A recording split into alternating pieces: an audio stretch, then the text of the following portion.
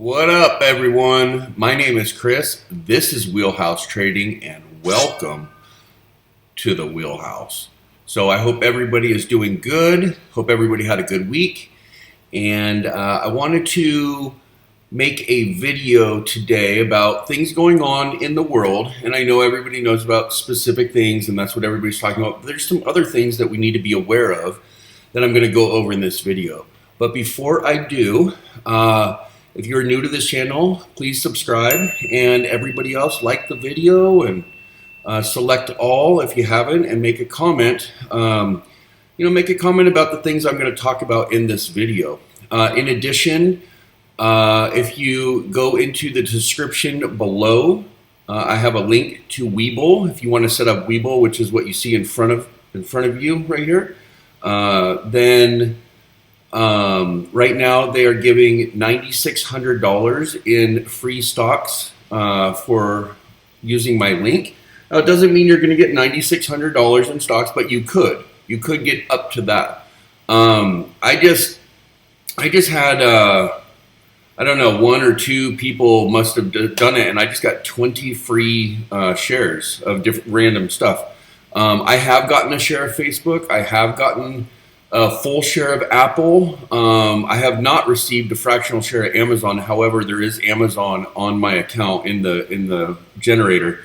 So, if you want some free stocks and a cool program and platform, the link is in the description. And, let me segue into the courses. The course link is also, the Discord link is also in the description, where you can upgrade for the courses, my alert system on all my trades, buy, sell, stop, things like that, plus the Wheelhouse Wednesday group trainings, as well as all the Jedi areas, that's where everybody talks. And when you first come in the Discord for free, you have access to general chat, stock chat, crypto chat, but everybody is in the elite and Jedi council area talking. That's because most people that are in my Discord are upgraded. They're upgraded, and right now I have a 50% off on the annual. If you use the code GREENLIGHTS, it's one word, capital G, and it's 50% off. You get full access to everything. It is so worth it, guys. I could teach you so much. And I'll even show you some of my open trades. I trade in and out a lot. Usually I'm up 1-2% and I'm out when it's really choppy, but I've been kind of leaving overnight, and now I'm catching some double-digit stuff, and I'll go through that later with you. I do have Bitcoin pulled up on the screen just to kind of keep an eye on it. It hasn't really been doing anything for about 3 days. However, we are getting close to, those ribbons are tightening on the daily. And, in another video, I'm going to make a video about 4 or 5 crypto emerging leaders that I have spotted this morning that are showing me that it's pulling the whole crypto market up into a bull trend. I can't be for certain yet, but it looks like that is happening those ones are already starting. It looks like the rest of the crypto market is somewhere between 1 week to 4 weeks behind it. I'll make another video on that. So look, I wanted to just kind of go over some things that are on my mind and kind of bring some things to your attention. Now, everybody knows, we have high gas prices, and, oil and crude is through the roof. And right now, the president in America, Joe Biden, he can't even get on the phone with the leaders of Iran, Saudi Arabia, or China. Why is that? Well, probably because during his campaign for presidency, he was trying to eliminate fracking and oil. And now here he is, hat in hand, trying to go to Maduro in Venezuela, who he doesn't even recognize as a leader or a president. I mean, that's like shameful. And then like striking a nuclear deal with Iran. Whatever happened to energy independence? I get it. An EV car, solar energy, that makes perfect sense. I have no problem with that. I think it's great. We should definitely go in that direction. Absolutely. But we can't shun our oil industry within the United States. We produce a lot of oil. We have Virginia, Oklahoma, Texas, even California. Many states have oil drilling and oil refineries. And that creates a lot of jobs, So, how wonderful would it be to have full-blown energy independence with everything just right here in the domestic U.S. and not having to strike a nuclear deal or go hat in hand to Maduro in Venezuela. I mean, so many mistakes are happening that it's really affecting the American people, and it's quite frustrating. Um, you know, so as far as Saudi Arabia, I'm not totally sure what's going on there. As far as I know, we've always had a good working relationship with the Saudis, and that's been beneficial to both parties for a long time.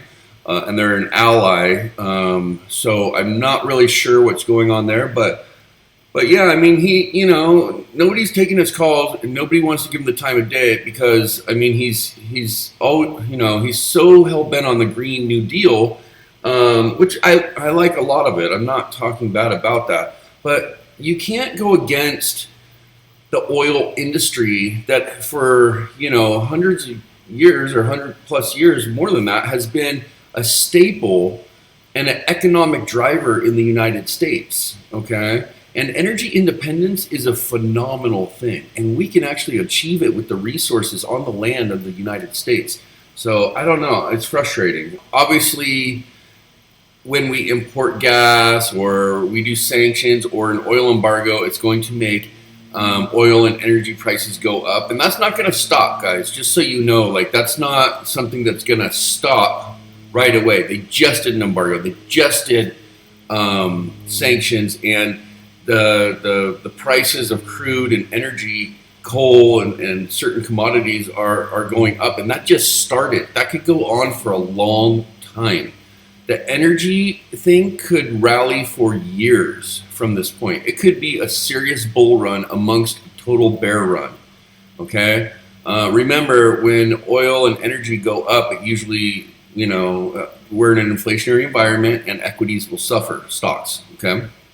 So just kind of wanted to go through some of that. Now, I know you guys know about the interest rates and Jerome Powell and inflation, and you know about a lot of that stuff, but I want to go over a couple things that you might not know about. For instance, COVID, even mild cases of COVID, are now linked to brain damage, and the brain damage depletes cognitive skills and memory, and can shrink your brain up to what would be equivalent to 10 years of aging. So let's take a look at that real quick. Well, a new study warns even a mild case of COVID-19 can damage the brain and affect thinking. Researchers found COVID-linked brain damage months after infection, including in the region linked to smell. The scientists also found brain shrinkage equal to as much as a decade of normal aging. The results published in the journal Nature linked the changes to cognitive declines. Yeah, so essentially, if you've had a mild case of COVID, which pretty much everybody has, there's been a study done, and, there could be cognitive responses are slower in the brain, as well as, other things like memory and whatnot. And it's equivalent to 10 years of aging in the natural process of what this is doing to us humans. So yeah, it's just, we just have a lot of things going on that's quite horrible, and they just keep seeming to mount. Now I'm going to play a clip of some people in China. This is the type of stuff that's being put out on, Chinese social media, taught in Chinese schools, in middle school and elementary, and just on the overall Chinese media ran by the state. It's disturbing. They are, telling people that America wants to ally with NATO so that it can occupy its country, alongside Ukraine to, shoot intercontinental missiles into Russia to take over the land in Russia. They're talking about how China needs to protect Ukraine, and that they want Russia to send nuclear attacks to Britain and America. It's quite disturbing. I'm going to play the clip. There is maybe some things that I just said that's not in this clip that I know about from speaking to people that have access to the media over there. But I think most of it should be in there. And then we're going to talk about some more stuff that's going on out there, okay? 希望普京总统可以尽快发射核弹头，目标就是英美法3个国家哪里人多打哪里。我不想俄罗斯倒下，然后北约对付中国。那个普京认为那个乌克兰实际上就是一直想帮助美国，所以我们先要去打掉乌克兰，然后并警告美国来了一场下马威，然后来了一场杀鸡给看。因为前苏联解体时，作为次子的乌克兰继承庞大的军事遗产，第一遗产核武器库，其中威力最大的是洲际导弹、撒旦导弹，无人能敌。谁的兵？你的兵。谁的团？你的团。It's time to cut the bollocks. China is supporting Russia, not only backing but also enabling this invasion. The Chinese Communist Party has employed a massive smokescreen to divert attention away from this fact. But when it comes down to it, in a country where outspoken opinions are not tolerated or allowed unless officially sanctioned, it's these public statements and sentiments that clearly reflect the thinking and policies of the government. 乌克兰为什么要加入北约组织？苏联解体后，那个乌克兰那边就留下了2100余枚核弹头，而这些核弹头呢，恰好可以对各个国家产生打击。而美国一想有2100枚核弹头，这么好的事情可能会对俄罗斯展开巨大的打击，所以就想把那个乌克兰给靠拢过来，让他加入自己，最后联合攻击俄罗斯，然后最后把俄罗斯给扑掉。Why would this sort of rhetoric be taught and encouraged in primary and middle schools if it wasn't, in fact, what the government wanted? Remember, all Chinese education is run by the state. 谁的兵？你的兵。谁的团？你的团。国际局势风云突变，乌克兰成为世界瞩目的焦点。628到。谁的兵？你的兵。谁的团？你的团。国际局势风云突变，乌克兰成为世界瞩目的焦点。乌克兰曾经是20世纪末最土豪的国家，因为前苏联解体时，作为次子的乌克兰继承庞大的军事遗产，第一遗产核武器库，其中威力最大的是洲际导弹、撒旦导弹，无人能敌。第二遗产主战坦克有6000多辆，其中时速最高可达70千米。第三遗产3艘航空母舰上面装备300多艘战机，可以随时带兵出征。第四遗产世界最大战略轰炸机图160，它的外形很优美，被誉为白天鹅。乌克兰这个败家子儿继承了前苏联这么庞大的军事遗产，现在却成为了最遗憾的国家。从这个事件当中，我们懂得了什么道理？日子要自己过，我们要好好学习，建设祖国，保卫祖国。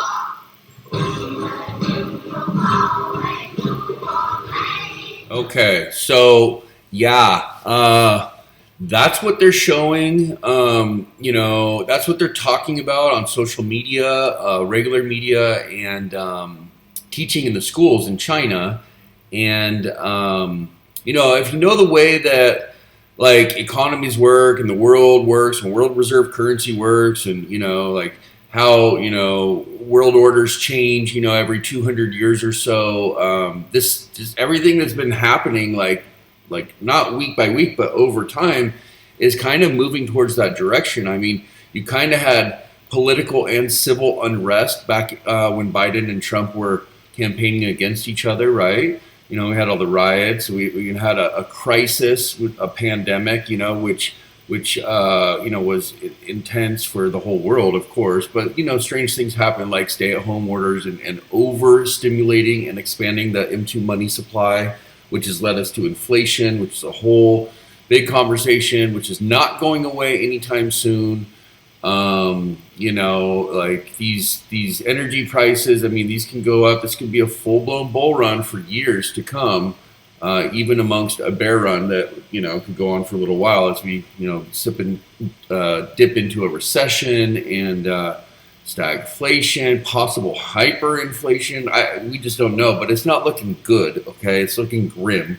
So yeah, you have civil and political unrest, you have a crisis, you print a lot of money, the money devalues, okay, it's worth, say, like 8 cents, okay, instead of the 10 cents that it was. It's just not worth a lot. Remember your grandpa or your great-grandparents used to say, I bought a house for $20,000. It's beautiful. And that same house is now worth $2 million. That's what devaluing or debasing the dollar has done over long periods of time due to crises and heavy stimulating and expanding the empty money supply. Over time, we have devalued. And the way that money works and currency works and economies work is when you are the world reserve currency, which the U.S. currently is, and they became the top of the world order, after World War II, what ends up happening is, the U.S. dollar is used in a lot of countries. It's the world reserve currency, and people borrow and they lend and they transact with the U.S. dollar. And, that becomes a lot less attractive to use for everybody, Americans and everybody else using the world reserve currency, if the value is lower. And what makes the value lower? Well, large amounts of supply of money. We print it a lot, we have a big supply, therefore the value is lower. It's like me saying, imagine you were standing on a beach. You have miles of sand to the right, miles of sand to the left, and you have the ocean in front of you. It's a beautiful day, it's warm, your shoes are off, your feet are in the sand, and you reach down and you put a little pile of sand in your hand, and you grab a speck, okay, and you say, what will you pay me for this? And I say, nothing. It's not worth anything. There's a gazillion specks of sand everywhere at your feet, dude. I can pretty much get it for free. There's so much supply, there's no demand, there's no value. And you say, okay, hold on. You roll your little finger around in there, and you come up, and you got something that's shiny and sparkly. It's a diamond. And you guys say, well, what will you pay me for this? And I reach into my pockets, and I call my banker, and I do everything, and I say, I'll pay you everything I got for that. And you say, why? And I say, because there is no supply, there's a lot of demand, therefore there's a big price. Inflation equals high price. Supply and demand create that. So when we don't have a lot of supply, whether it's energy, oil, coal, lumber, copper, manufacturing affects that, jobs affect that, transport affects that, import, export affects that. A lot of things affect the slowdown and the slowdown of supply chain. And it's the opposite when you have gluttony, when you have a glut of supply, and that's going to be another problem that comes up the road for way another video.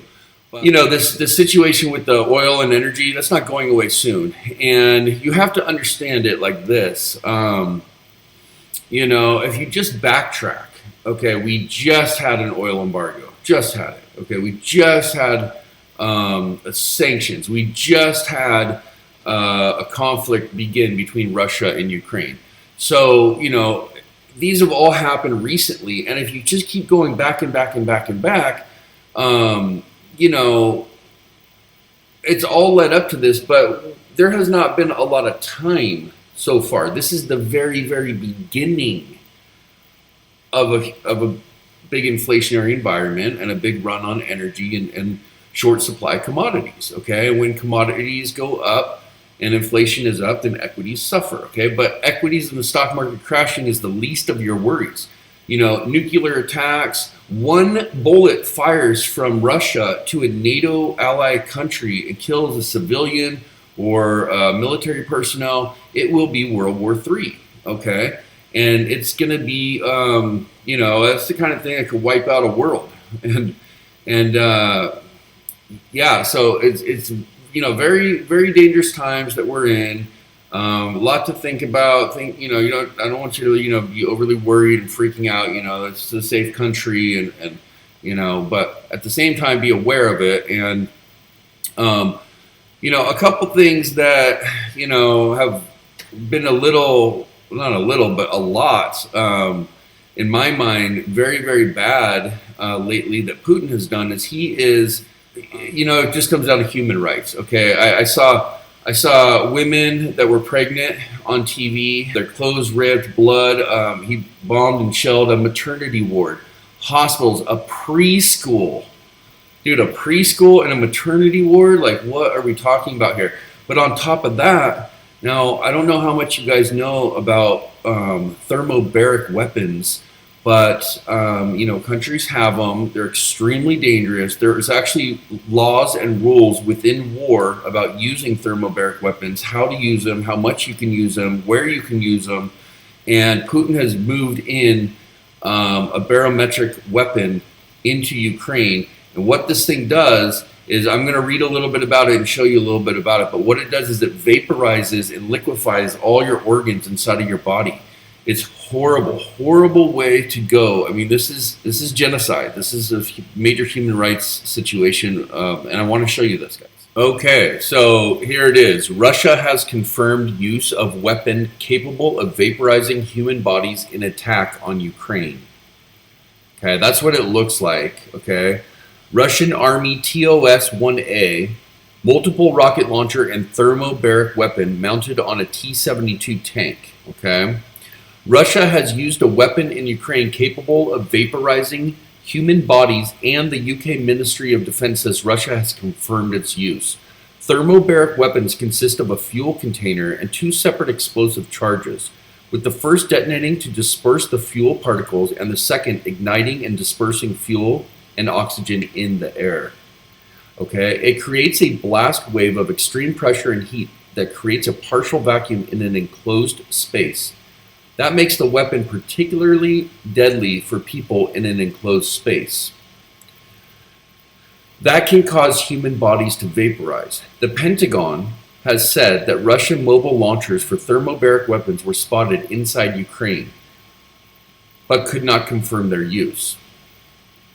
The UK MOD said its Russian counterpart said the TOS-1A weapon system had been deployed. Ukrainian officials have also accused Russia of using cluster munitions. Such weapons are designed to target enemy troops and weapons over a broad area, and their use in populated areas inevitably would lead to mass casualties among civilians. Cluster bombs, rockets, and artillery shells open in the air, releasing submunitions or bomblets that are dispersed over a large area and simultaneously hit multiple targets. Beyond the initial impact, bomblets have a high rate of failure to explode, posing a long-time threat of killing and maiming people for a long time after they were fired. Russian convoy that we've been telling you about for the last couple of weeks, the one that was lined up miles outside the capital city in Ukraine, now appears to have broken up and redeployed. It comes as there's more violence and more families trying to get out of the country as soon as possible. Ukrainian officials say a Russian missile attack destroyed this children's and maternity hospital in the southern city of Mariupol, killing 3 people, including a child. Women giving birth are among the 17 wounded. Ukraine's president vowing Russia's leaders will be held accountable. You will definitely be prosecuted for complicity in war crimes. 2 weeks into Russian President Vladimir Putin's war in Ukraine, no sign the flood of refugees will stop pouring out of the country. The UN says nearly 2.5 million people have now left the war-torn country. It's the fastest growing refugee crisis in Europe since World War II. Okay, so there you have it.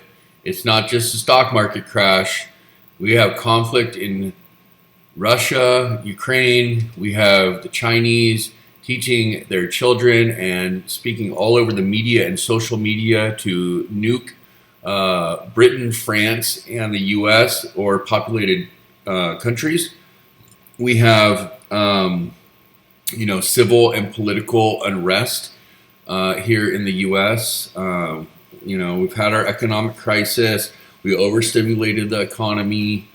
The world reserve currency and the U.S. dollar has devalued. That's why they were going to raise interest rates, because when you raise interest rates, what happens is it lowers inflation, which will raise the value of the dollar. It'll maintain it.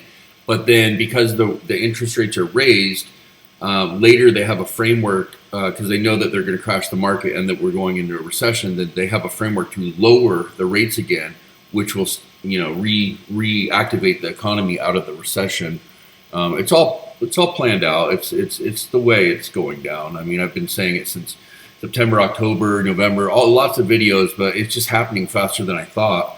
The new one that I've been talking about for a short amount of time, like maybe only a month, it's now on TV and in Congress. I'm glad they're letting people know, is the food shortage. There's, when it comes to like the wheat and grain that comes out of Russia and Ukraine, about 31% of it comes to the U.S. from my understanding, but about 71% of all of that is for like the entire world. So it's not just the U.S. that would be affected by wheat and grain not coming from Ukraine and that region. It would be everybody. So a food supply shortage, wheat, grain, noodles, sugar, and now all these companies like General Mills, cereal companies, Kellogg's what they're doing is they're putting less sugar in it, or they are putting less fluid ounces in, or they are putting less cereal in the box, or making the box a little smaller so you can't tell. They're doing that so that, yes, you get less of the product, but they're doing it because the inflation is so high that they would have to charge you more than they're charging. It's a way that they're trying to help you deal with inflation, the consumer, as well as help themselves stay in business and make products that have a decent profit margin as well. So it's complex. There's a lot going on. But essentially what happens is you have that civil unrest, a crisis, you overstimulate the economy, everything rages, everything inflates, real estate, stock market, things like that. And then, you have to raise the rates to bring it down. And that's like one of the ways. But the problem is the inflation is so high, and then you added in this new conflict. You have like almost like a hyperinflation scenario on certain products and commodities like nickel, like fertilizer, which also comes from Russia, the wheat, grain, corn, oil, energy. I mean, are some of the most common ones to talk about, but there's a lot more palladium and a lot of other things. But what happens is that inflation gets so high, and gas gets so high, and food gets so high that this is the first time in 5 decades that Americans are facing a cost of living crisis. Okay, and what happens is they go to the pump and they get gas, and it's just so high between the food, the gas, the bills, the rent, the utilities, all these things that they start not going to work because they're not getting paid enough at their job to afford the living expenses that have been raised due to inflation. So now you have unemployment going into a slower growth. And what ends up happening is those industries start to buckle. They start to fall in certain sectors of the economy, which adds to the slowing growth and the lower GDP, okay? Then you have people that are also broke, and they don't buy Netflix and Disney anymore, okay? So because they can't afford the subscription service. So therefore, when Netflix and Disney has their quarterly earnings, they decelerate because they have less subscribers, right? And when Visa and MasterCard and Amazon and McDonald's and all these Goldman Sachs, all these different people, BlackRock, they pull out of Russia, that takes a part of their business that they had established. And now when they have earnings, it decelerates and adds to the slowing growth. It puts us into not just the stagflation, but the serious recession, which is a global recession, not just a U.S. recession. This one's going to hit bad, and it's going to hit hard. Okay, this is a big cycle that we're coming into. That's why I'm like belt tightening, trying to play it super smart with my picks and how I run them and how I enter and exit. But slowing growth is a big problem. And then what ends up happening is, what could happen is, and I know this from experience because I had lost $10 million of my own money in the last recession. I know a lot more now than I did then. I didn't know nearly what I know. So, what ended up happening was, we had inflation, we had a stock market crash, we had a major real estate crash. Major real estate values went down 50% in some parts of the country. It was devastating. Industries closed down. There was no jobs. Unemployment was very high. And then came, renters couldn't pay, so it eventually seeped into, they put plans in place for evictions and homeowners, but it was called the Affordable Home Care Act. that worked for some people and it didn't work for others. And basically it was to slow down the foreclosures and for the banks. And what ended up happening was, people couldn't afford the rent. That seeped over to the homeowner. Eventually there became a bunch of foreclosures and bankruptcies, and it was basically like deleveraging and a kind of an economic reset, if you will. And that seeped into people not wanting to use the world reserve currency as much because they were stimulating the economy then. But I'll tell you what, they stimulated the economy way more this time than they did that time. So this is a really big stimulation. They did 8 trillion in the pandemic. And then, they're talking about tapering, right? Last summer, and they're talking about interest rates still this day, which they haven't done. And all this stuff has been going on. But what you got to understand is that I keep telling you, like, when you print all this money, you're going to have inflation. Well, what does this administration do? They go and they do a $6.8 billion aid package to Ukraine. Okay, I get it. It's $6.8 billion. But then they come right off the bat. They do an $80 billion semiconductor manufacturing bill through Congress, which, I'm a big fan of bringing jobs to America. When you outsource jobs to China, your inflation will be lower, and which is good. But when you have the jobs in America, your inflation will be higher naturally, not like where it's at now. I'm not saying that. It won't be like sub 2 or sub 1. It'll have natural inflation, which is okay. It's okay to be at a 1-2% inflation. That's okay. That's normal.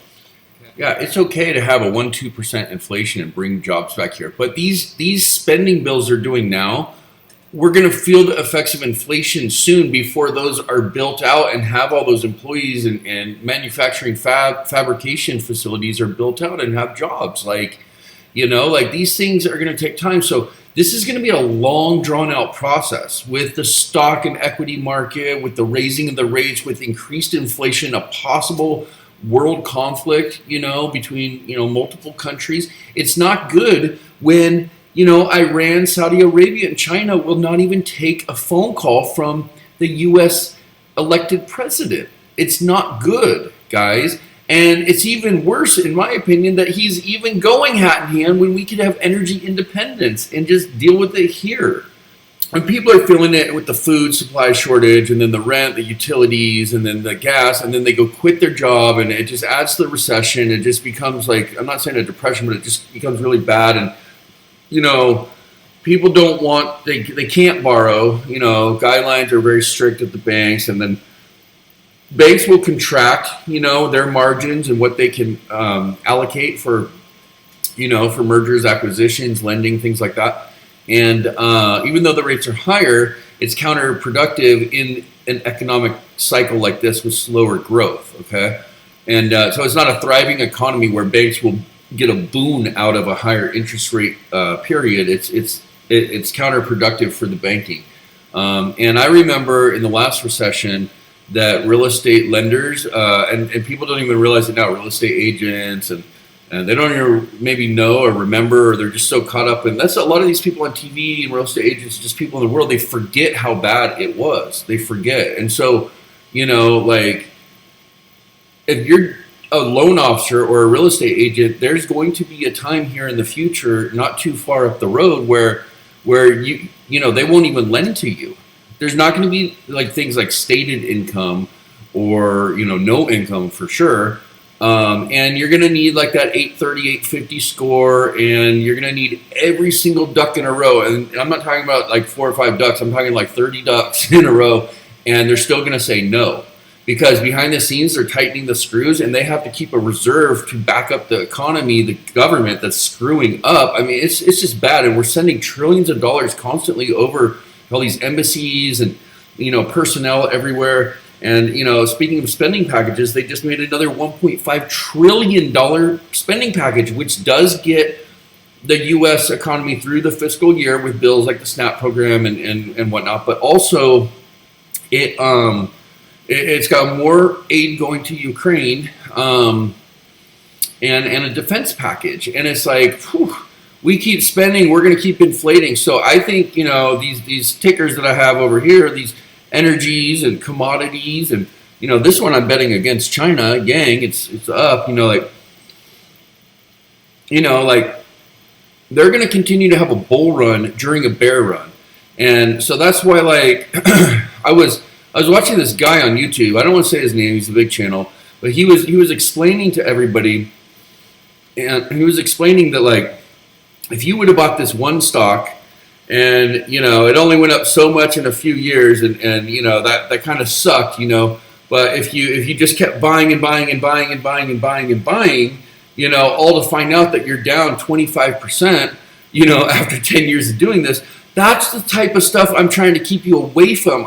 A lot of these guys, they don't know. Like, the guys that are like, hey, man, just keep buying this company, buy this company. For 2 years, I watched this other guy say, buy this company, and I'm watching it go down the whole time. Yeah, I made money on it 6 times because I know how to hit it right.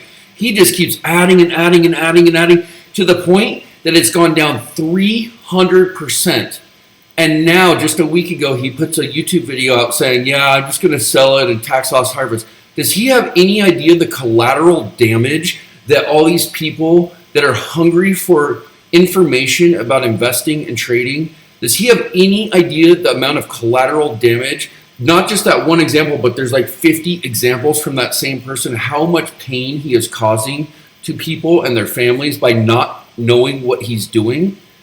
That's why you guys need to get in my Discord. Like, I'm here to, I'm savage. I'm a rooftop ninja killer. I trade. I know how to invest. I know how to spot momentum. I know how to, I know how to work a market, navigate a market. Come in the Discord for free. Ask people, see what they think. Ask them about me. Ask them about the courses. And the Wheelhouse Wednesdays are legit. You guys are going to love that. But look, moving on. Make sure you subscribe to it. Moving on. A couple things I want to go over back on that, like recession. People quitting their jobs because there's not enough pay and not going away for a while. So some things that are interesting is that, right now in this period of history, more people in America have quit their jobs than any other time period in U.S. history. That's a fact. Number two, I told you about the we're facing a cost of living crisis that's the highest in the last 5 decades, and housing prices are unaffordable. And eventually the housing market will crash. But because there is not enough supply, still demand, and there's so much money in the system, it could go on for a little longer. I know that the last report, it kind of inflected and peaked on like year-over-year growth for the month, but it could go up a little bit more. I talked to a couple of appraisers and some loan people, and I thought about it a little bit. I mean, again, supply and demand. I mean, there's 7 million homes that need to be built, but right now, you can't afford it because copper piping for the plumbing, or concrete, or lumber. It just on and on and on and on, right? To build a home. So that's going to be expensive and out of range. And in fact, out of range, 30% of all the money from homeowners is now going to maintain their property, and 50% of joint tenants for renters are going to their home and bills. And also, Harvard University did a study across 55 cities, and 20 of them are now unaffordable for people to live in. And people are moving out because they can't afford the rent, the gas, and the food, and they're moving out of these metropolitan cities. These are big cities across America. So 20 out of 55. There's going to be more. It'll be 21, 22, 25, 30. It'll be more as this goes on. Again, we're going to go through an economic storm, and it sucks. Check this out. The average car for average median price for an affordable car was $25,000. You know what it is now? $45,000. It's the highest that an average median car has ever been in United States history right now. Yeah. So, I got a big one for you, Big Daddy. Okay. You know how your boy Chris over here has been like, yo, the CP lie, like when they say it's 7, it ain't 7. When they say it's 7.5, it's not 7.5. When they say it's 7.9, it's not 7.9. Well, guess what I found? Shadow government statistics show the real inflation rate right now that they are not telling you is 15.9%. That is what inflation is currently in America. But they're telling you 7.9. So basically what they did was they just, it's double. Okay, so instead of 7.9, it's 15.9. It's actually double. So, and that's found on shadow government statistics. So yeah, I mean, look, with the thermobaric weapons, I mean, that's genocide, human rights. I mean, one bullet coming from Russia, one drone falling out of the sky, hitting a military personnel, a base, any kind of anything right now, tensions are high. It could start World War III. And it's, you know, it's bad. You guys need to belt tighten for the economy. Be prepared for higher gas prices. Don't think our reserves are going to do well, and we're not getting far with this administration trying to strike up nuclear deals and, you know, big other parties and countries that we, you know, dissed for the last 2 years. Like, nobody wants to help. So energy independence is the answer. You know, maybe to look at that Keystone Pipeline again. You know, continue with wind and solar and EV. Continue with all that. That's the way we should be going. But you can't be extreme. You can't turn this off because you want to do this. This is going to take a long time to build, like 30, 40, 50 years. So you don't just be extreme and turn that off. That's just not how you run a business. A country. I'm a businessman. I never ran a country. But I tell you what, I wouldn't be extreme and just turn off energy independence and oil, industry and fracking out of nowhere. I would build into this and I would keep this going. And for energy independence, I mean, I'm sure there could be, some strategic economic, but anyways, they can do some things like they do for when you buy an electric vehicle. Like you go buy an electric vehicle in certain states, and I believe it might even be the whole country, I'm not positive, but they'll give you a $4,000 rebate off the vehicle, and they'll also give you additional rebate if you put a charging station in your garage. Now, the last time I read about that was actually years ago. I'm sure it's way different now, and it's probably a tighter package. But back in the day, that's what it was. And I don't own an electric vehicle. I did order a Cybertruck, and I want that, but it's been so long, it's not even like something that I'm like excited about at this point. So anyways, at the end of the story, going from political and civil unrest, okay, to an economic crisis like a pandemic, to an overstimulation of M2 money supply, to inflation, hyperinflation, then just throw a war and other geopolitical tensions on top of it to create more inflation, and then create new things like embargoes, sanctions that will create more inflation and less trade, and then add more money through Congress, lots of it, to have these wonderful ideas, but these ideas will take a long time to actually come to fruition with the jobs and all these things that we're going to do, but that's not helping the situation now. That's going to help it up the road. And we're going into a recession. The prices are high. People are going to stop working. I already was talking to people, and they're like, yeah, less people are coming into my job, because they can't afford the gas. Like, it's everywhere. It's just rampant, guys. It's so bad. And, the slowing growth will be across the world. And it all ends in one thing, which is usually a conflict. And the conflict, when you're vulnerable and when you're weak and your dollar, your world reserve currency is not valued very high, there's, people looking to position up into the new world order and a higher regime and take over the world reserve currency. They start looking for vulnerabilities in the current one, which is America. And that could end up in a major conflict like World War III. And you already saw what I put in this video that's going on in state media, social media, television, and being taught in the schools of China. So look, we've got a lot of stuff going on. It's tough. I'm going to help you guys navigate it. Whether it be stay out or, be in these hot momentum plays right now. But, it's tough because the inflation's so high. If it's 15.9%, I mean, basically, like if you put $100,000 in the bank on January 1st and then you go back on December 31st before the year ends, you basically just lost 16 grand. You have your 100 grand is now worth 84 grand. So somehow you have to make up that $16,000 that you lost, and you have to do it, but it's hard to do in the market if you don't know what you're doing. And that's why a guy like me could help you, at least like kind of keep you on the right track, and help you stay in the green, And look, I really appreciate you guys watching to the end. I know there's a lot in here, from the COVID brain damage thing to the thermobaric weapons to what they're teaching in China, and then some economic things. But I appreciate you watching to the end. My name is Chris. Welcome to the Wheelhouse.